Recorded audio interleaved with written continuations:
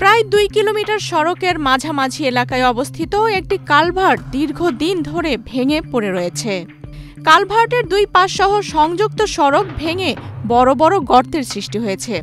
এতে চরম দুর্ভোগে পড়েছেন নারায়ণগঞ্জের সোনারগাঁও উপজেলার শম্ভুপুরা ইউনিয়নের চৌধুরীগাঁও থেকে মনাইকান্দির 20 গ্রামের সাধারণ মানুষ ও স্কুল কলেজের শিক্ষার্থীরা। যাতায়াত করতে আমার অনেক অসুবিধা হয়, 10 জনেরও অসুবিধা হয়।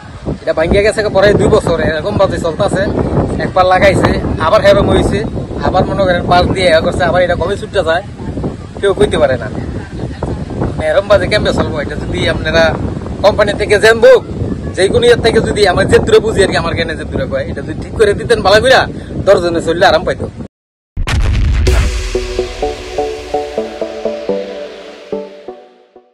সরেজমিনে গিয়ে জানা গেছে, গত 2 বছর ধরে কালভার্টটির দুপাশের সড়ক ভেঙে বিশাল বিশাল গর্তের সৃষ্টি হয়েছে।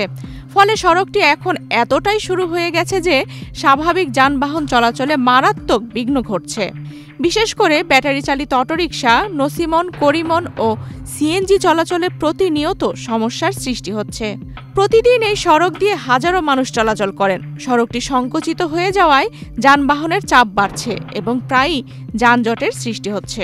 আমি এই রাস্তা দিয়ে মোটামুটি ছোট থাকতে আসি, এই ব্রিজ হওয়ার পরও থেকে আসি, বুঝলেন। এতে করে কোনো ইয়ে নেই, কিন্তু অনেকদিন ধরে রাস্তার এই ব্রিজটা মানে ভেঙে গেছে, অসমাপ্ত। এই জন্য সাধারণ পাবলিক যারা আমাদের আসা যাওয়া করি, আমাদের মোটামুটি অনেক কষ্ট ভোগ করতে হয়। আমাদের এই ব্রিজটা যাতায়াত করতে খুব সমস্যা। প্রায় 2 বছর যাবৎ এই ব্রিজটা এইভাবে অকার্যকরভাবে পড়ে আছে। তো এখন এই বছর একটু কাজ করছিল, কিন্তু কাজটা সাকসেসফুল হয় নাই। এই কারণে এখন আমাদের এই বেহাল অবস্থায় আছে। এখন আমাদের যে যাতায়াত খুব কঠিন অবস্থায়। ভাঙাচোরা এই রাস্তা দিয়ে চলাচল করতে গিয়ে প্রায় দুর্ঘটনার শিকার হচ্ছেন স্কুল কলেজের শিক্ষার্থী ও সাধারণ মানুষ। ইতোমধ্যে বেশ কয়েকটি অটোরিকশা ও সিএনজি গর্তে পড়ে গিয়ে দুর্ঘটনা ঘটে। এতে অনেক যাত্রীর হাত পা ভেঙে মারাত্মকভাবে আহত হয়েছেন। এই রাস্তাটা ভাঙ্গিয়া গেছে, রাস্তাটা ঠিক করার প্রয়োজন। হ্যাঁ, অতি তাড়াতাড়ি অনেক লোক এই দিক দিয়ে চলে, পিরোজপুর ইউনিয়নের, শম্ভুপুরা ইউনিয়নের, কাইকিয়াটেক যায়, নারায়ণগঞ্জ যায়, নবগঞ্জ যায়। এই রাস্তাটা অনেকটা খারাপ হয়ে গেছে। এর মধ্যে 2টা গাড়ি দুর্ঘটনা হইয়া পড়ে গেছিল, আবার একজনের হাতও ভেঙে গেছিল। উপজেলা প্রকৌশলী সড়কটি ভেঙে যাওয়ার বিষয়টি স্বীকার করে জানান, জরুরি মেরামতের প্রয়োজনীয়তা বিবেচনায় সড়কটি জিওবি মেইনটেনেন্স স্কিমের আওতায় দেওয়া হয়েছে।